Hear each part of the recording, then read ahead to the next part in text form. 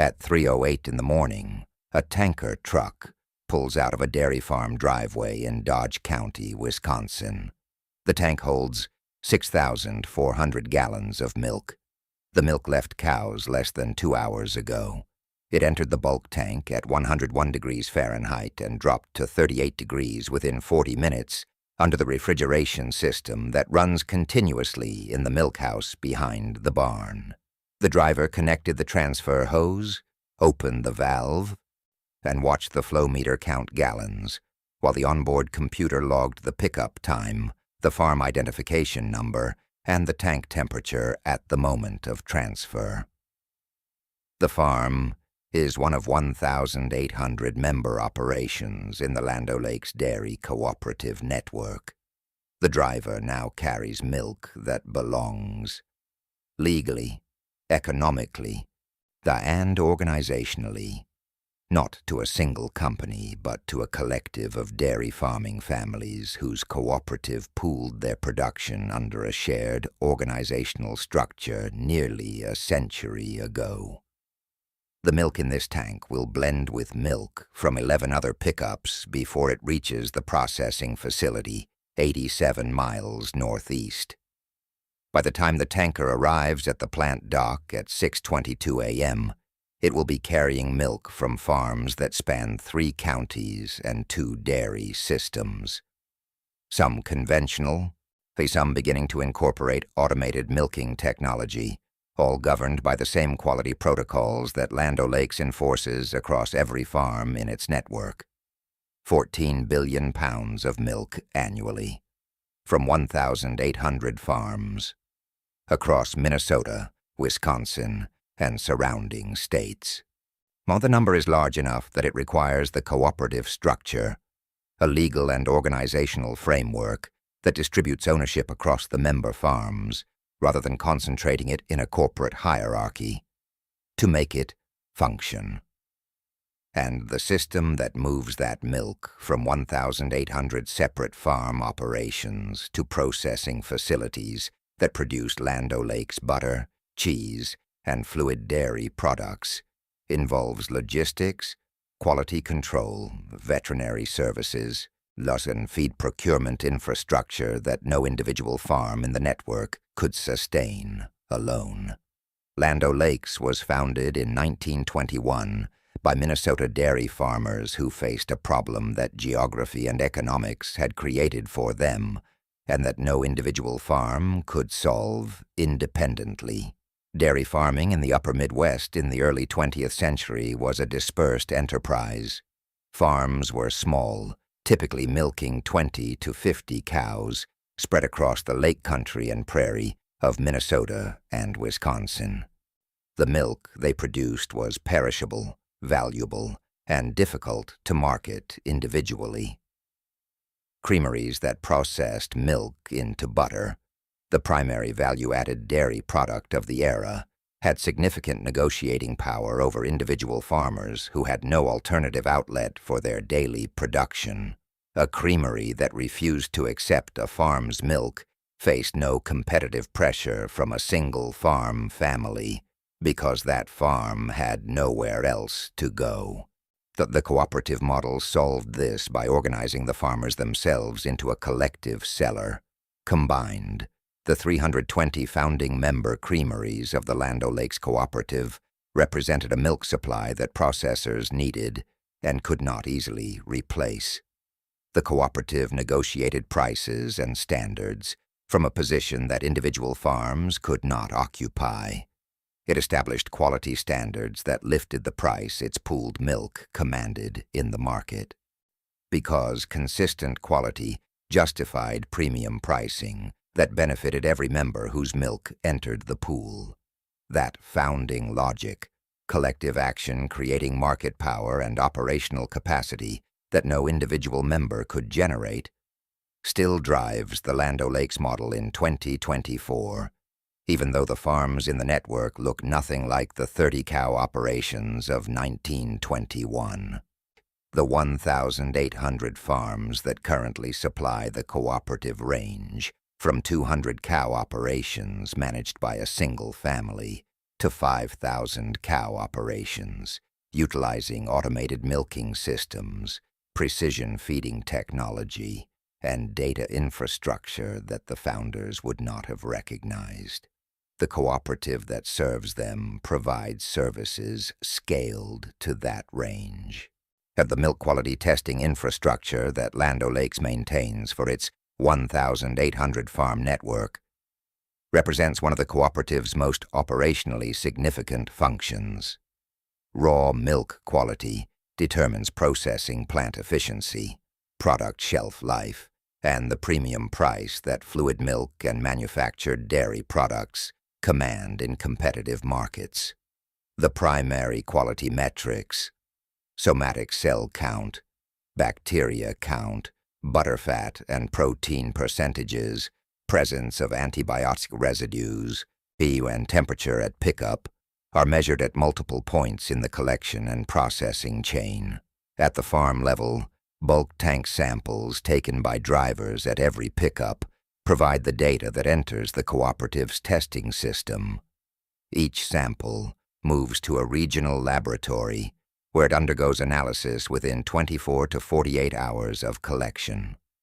Results return to the farm's individual quality file, where they accumulate into a performance record that the cooperative's field staff monitors continuously. A farm whose somatic cell count rises above 400,000 cells per milliliter, approaching the regulatory threshold of 750,000 and well above the industry standard that premium pricing programs require, triggers a contact from the cooperative's quality team. The response depends on the pattern. A single elevated test might reflect a recent mastitis case that has since been identified and managed. That a 3-test trend above 300,000 indicates a systemic herd health issue requiring veterinary investigation and management changes. The cooperative's centralized laboratory systems provide member farms with testing access and analytical capability that an individual farm operation paying retail laboratory rates could not sustain economically. A 300-cow dairy generating monthly testing costs under the cooperative's shared cost structure pays a fraction of what the same testing would cost on an open market basis. The cooperative absorbs the fixed costs of laboratory infrastructure across 1,800 farms, reducing the per-farm cost to a level that makes comprehensive quality monitoring financially viable for operations of every size. Antibiotic residue testing is a zero-tolerance category.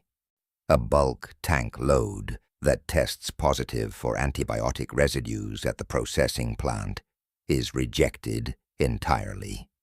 The full tanker load, including milk from other farms commingled with the contaminated milk, becomes non-saleable. The financial cost of a single positive residue test extends beyond the farm that produced the contaminated milk to the other farms whose clean milk mixed with it in the tanker. The cooperative's antibiotic management protocols, training requirements for member farms, or mandatory reporting of treated animals and withdrawal periods, pre-shipment testing requirements at the farm level before antibiotic-treated cows re-enter the milking herd, exist to prevent that scenario with the reliability the commingling system requires. The transportation logistics system that moves 14 billion pounds of milk per year from 1,800 farms to processing facilities is the operational nervous system of the cooperative's physical supply chain. The GPS-tracked tanker fleet coordinates pickup routes that balance several competing constraints simultaneously. The 48-hour maximum time from cow to processing facility that milk freshness requires. The drive time between farms that determines how many farms a single truck can serve in one route. The tank capacity that sets the minimum total pickup volume per route for economic efficiency, and the seasonal variation in milk production. Lower in summer, for hire in spring flush, that shifts route requirements across the calendar. Route planning software incorporates all of these variables and generates optimized collection sequences that minimize total route distance while respecting the time constraints that milk quality imposes. A farm that produces 15,000 pounds of milk daily needs a pickup at least every 48 hours. A farm producing 8,000 pounds per day might be served on a less frequent route if its bulk tank capacity can hold 2 days of production at the temperature required. But the temperature management in that tank must maintain 38 degrees throughout the extended hold period without the bacterial growth that warmer holding encourages. Drivers on LandOLakes routes are not simply transportation employees. They function as the cooperative's most frequent point of direct contact with member farms. A driver who visits a farm every 48 hours develops familiarity with that operation's normal appearance. The condition of the milk house, the typical tank temperature at pickup, the usual volume in the tank, the behavior of the farm's staff during the pickup process. Deviations from normal become visible. A tank running warmer than usual, a milk house that is less clean than the driver expects, a volume that's significantly lower than the previous pickup at the same stage of the month. These observations enter the driver's report and reach the cooperative's quality team. The driver, in this way, serves as an early warning system for quality or operational problems developing on member farms. A single, abnormal observation might not mean anything. 3 consecutive abnormal readings from the same farm generate a quality team response. The cooperative-wide veterinary and nutrition support programs that LandOLakes provides to its 1,800 members represent a service model that addresses the economic reality of rural veterinary access in the upper Midwest. Large animal veterinary practices have contracted geographically across the past 3 decades as the number of dairy farms declined, and the farms that remained consolidated into larger operations concentrated in certain regions. A county that once had 3 mixed-practice veterinary clinics serving dozens of small dairy farms now might have 1 clinic, or none that specialize in dairy cattle. The farms that consolidated, those 2,000 to 5,000 cow operations, can employ their own on-site veterinarians and nutritionists. The 200 to 500 cow member farms that make up a significant portion of LandOLakes membership cannot.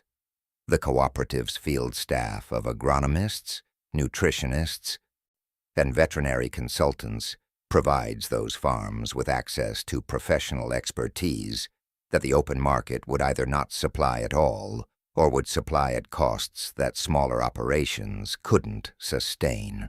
A cooperative nutritionist serving a region of member farms can visit each farm on a rotation that provides consultation more frequently than an independent nutritionist with higher per-visit travel costs could offer. So the feed procurement program that LandOLakes operates for its member network creates similar economic advantages. Purchasing corn, soybean meal, mineral premixes, and other feed ingredients at the volume that 1,800 farms collectively represent generates pricing and supply terms that individual farms cannot negotiate. The cooperative's bulk purchasing function, aggregating demand across the network, negotiating with commodity suppliers and feed manufacturers, or managing the logistics of ingredient delivery to individual farms, transfers the economic advantage of scale to member farms that individually lack that leverage. Member farms access these services under the cooperative structure without the capital investment that building equivalent capabilities independently would require. A 400-cow dairy that lacks the scale to justify hiring a full-time nutritionist can access nutritional expertise through the Cooperative's program at a cost proportional to its size. When market conditions shift, when corn prices spike, or soybean meal supplies tighten, the Cooperative's procurement team manages the supply chain response for all 1,800 farms simultaneously, rather than leaving each farm to navigate the commodity market independently. The member farms within LandOLakes' network span a range of sizes and technologies that reflect the different economic trajectories dairy farming has followed in the upper Midwest over the past 2 decades. At the smaller end, a 200 to 400 cow operation managed by a family with limited hired labor still milks in a conventional parlor, herringbone or parallel stall configurations where twice daily milking brings the full herd through the parlor in 2 to 3 hour sessions. This operation may produce 18,000 to 30,000 pounds of milk daily, representing a single pickup every 24 to 48 hours by the Cooperative's tanker fleet. At the larger end, a 3,000 to 5,000 cow member farm operates at a scale that is invested in automated milking systems, either large capacity rotary parlors running 3 or 4 shifts of milking daily, or robotic voluntary milking systems that allow cows to self-regulate their milking schedule. These operations may produce 250,000 to 400,000 pounds of milk daily, requiring multiple pickups and generating data streams from automated systems that flow directly into the Cooperative's quality monitoring infrastructure. The Cooperative's value proposition differs somewhat across this size range. For the smaller family farm, the Cooperative provides market access, quality monitoring, veterinary support, and procurement advantages that make the operation viable in a market environment that would otherwise favor larger competitors. For the larger automated operation, the Cooperative provides the processing capacity, brand platform, and market relationships that convert raw milk production into the full value of the LandOLakes branded product portfolio. Both need the Cooperative, for different reasons and in different proportions, but the network's strength lies partly in the fact that the range of farm sizes and technologies creates a diversified milk supply that handles seasonal and regional production variation more smoothly than a network of exclusively large or exclusively small farms would manage. The processing facilities that receive milk from LandOLakes' transportation network convert raw milk into the product portfolio that carries the Cooperative's brand into retail and food service markets. Butter is the product most directly associated with the LandOLakes name. The yellow packaged butter with a Native American woman that has sat on grocery store shelves across the country for decades. The butter-making process, separating cream from skim milk, churning the cream to aggregate fat globules into butter grains, washing and working the butter to achieve consistent texture and moisture, runs at industrial scale in facilities that handle millions of pounds of butterfat annually. Cheese production accounts for a substantial portion of the Cooperative's milk utilization. The Upper Midwest dairy region's cheese-making tradition, built on immigrant European cheese-making knowledge brought to Wisconsin and Minnesota in the 19th century, has industrialized into large-scale cheddar, mozzarella, and specialty cheese production that uses the protein-rich milk the region's Holsteins and Jerseys produce. The LandOLakes' cheese operations supply both consumer retail and food service channels with the American cheese category, processed cheese slices and loaves, representing a significant volume stream, the fluid milk market, milk sold in jugs and cartons for direct consumption, receives a smaller portion of the cooperative's total milk supply, because fluid milk's lower processing margin relative to butter and cheese means it contributes less value per hundredweight to the milk price. The cooperative pays its member farms. The cooperative's processing mix: how much milk goes to butter, how much to cheese, how much to fluid, responds to the relative prices of those product markets and to the fixed capacity of its processing infrastructure.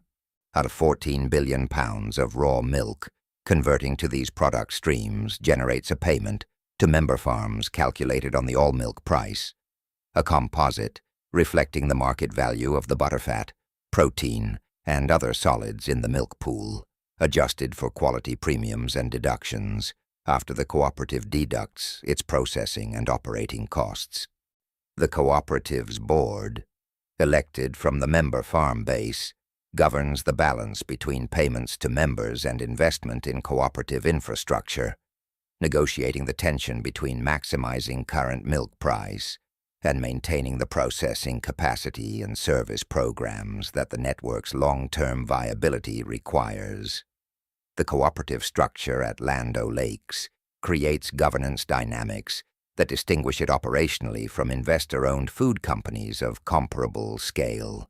The member farms vote on major capital allocation decisions, board composition, and the strategic priorities that shape how the cooperative invests its earnings. A cooperative that decides to build a new cheese processing facility is making a capital commitment that will affect milk prices paid to members for years. Lower in the near term as capital costs are recovered, higher in the future if the investment improves competitive positioning. The member-elected board must make this case to the member farm base in a way that a corporate board reporting to external shareholders does not. This governance structure creates both strengths and constraints. The cooperative is constitutionally committed to serving its member farms' interests rather than maximizing returns to outside capital. The alignment between the organization's purpose and its constituency is direct and durable. But decisions that require short-term sacrifices for long-term benefit must survive a democratic process that external investor-owned companies can skip. LandOLakes has navigated this tension by diversifying beyond dairy into a broader agricultural cooperative serving crop farmers and rural communities. Feed, seed, crop protection products, and agronomy services for the grain farming operations that often exist alongside or adjacent to its dairy members. This diversification spreads the cooperative's economic base beyond the volatility of the dairy commodity market and gives non-dairy farm members a stake in the cooperative's success that reinforces the organizational foundation. And the brand that LandOLakes built, particularly around butter, and the nationwide distribution infrastructure that carries it to retail shelves, represents a consumer-facing asset that the cooperative's dairy milk pool finances and that the cooperative's organizational permanence sustains. Individual dairy farms cannot build and maintain national consumer brands. The cooperative model, at LandOLakes scale, can. 3:08 in the morning.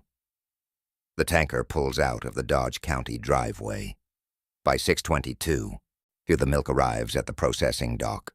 By afternoon it has been weighed, sampled, tested, and incorporated into a production run that is already calculating the butterfat and protein it contributes to the day's butter or cheese batch. By the time the farm's next morning milking begins, at 4 a.m., as it does every morning, the cooperative system has already recorded the pickup, logged the quality data from yesterday's sample, and scheduled the next collection.